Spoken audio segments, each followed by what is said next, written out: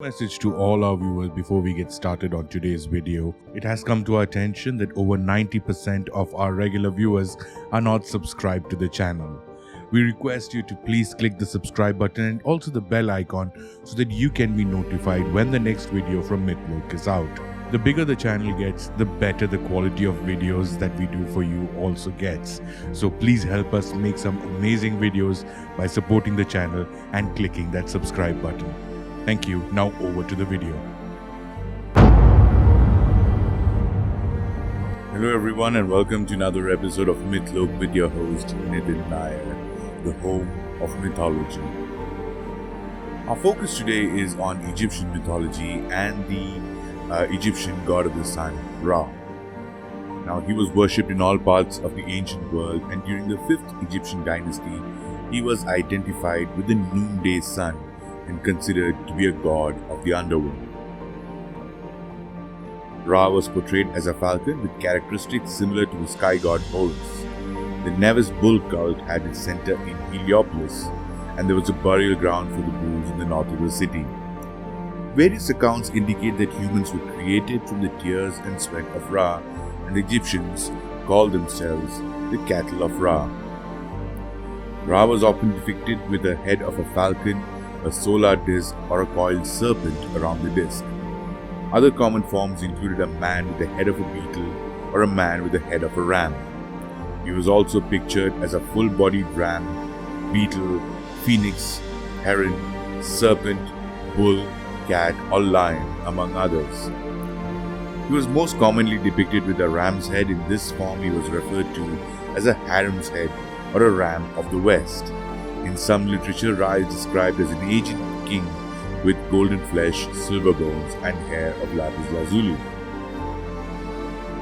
As with most widely worshipped Egyptian deities, Ra's identity was often combined with other gods, forming an interconnection between deities.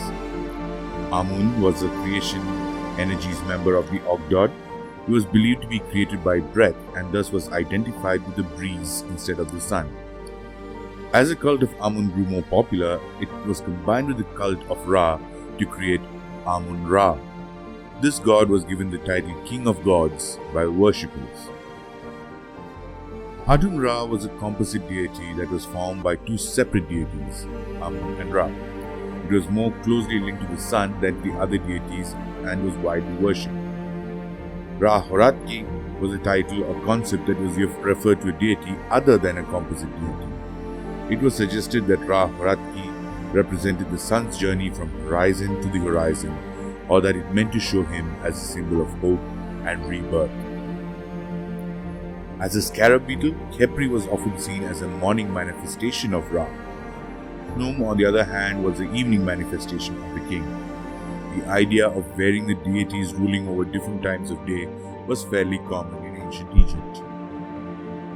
Bastet is the daughter of Ra and associated with the sun god's eyes. She is known for the killing of serpents to protect him. In one myth, she was sent as a lioness to protect him. Sekhmet is the daughter of Ra and depicted as a large cat with an eye of the sun god. In one myth, she was so enraged that he had turned her into a cow so that she could not cause any harm. In another story, Ra sends Hathor, another daughter, to punish humanity for plotting against him. When he saw that mankind was plotting against him, he sent her as an eye of Ra. When he was without Hathor, he suffered from deep depression. Most of the Old Kingdom's pyramids do not mention Ta. Some mention that this was due to the people of Heliopolis worshipping the god of chaos. Others believed that he was created by Ta. This summed up the family ties of Ra, and the family members were closely associated with the complete myth by ancient Egyptians.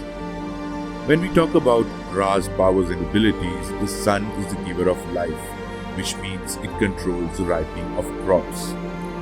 Egyptians worshipped the sun as a god and in turn Ra as he represented life, warmth, and growth.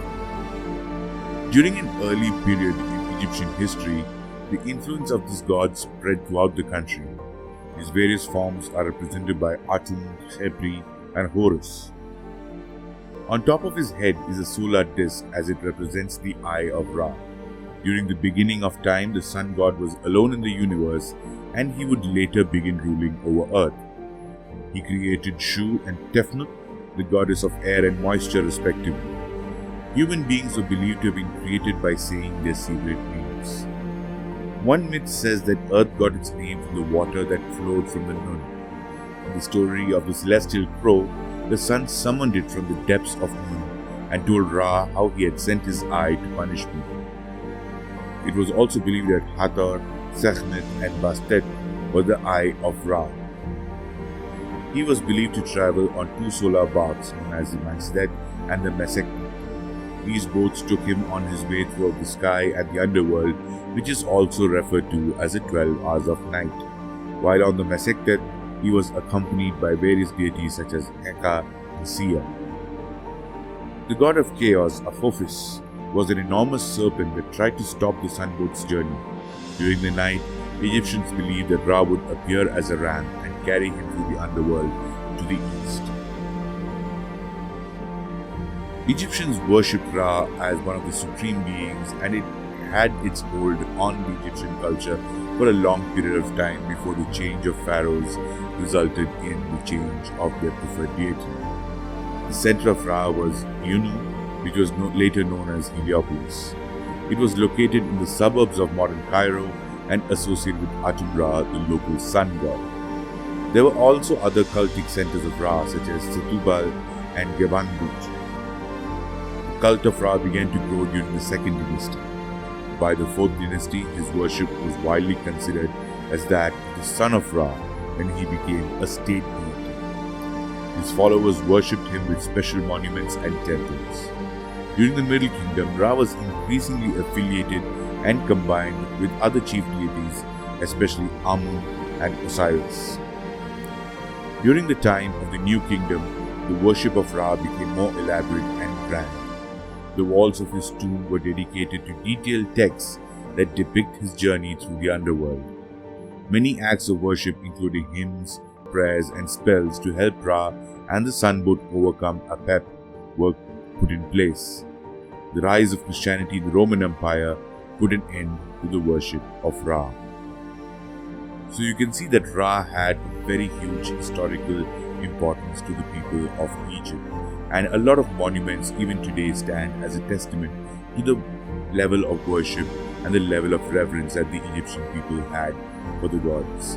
Now, as always, different mythologies tend to rise and fall with the change in times, and the rise and fall of Egyptian mythology or the prominence of Ra happened with the influence of the Romans, who brought in their own mythology into the mix, and later the Arabs, who brought in Islam, which is now the most prominent religion in Egypt. Thank you very much for tuning in to another episode of Mythlok, the home of mythology on the internet, with your host, Nitin Nair.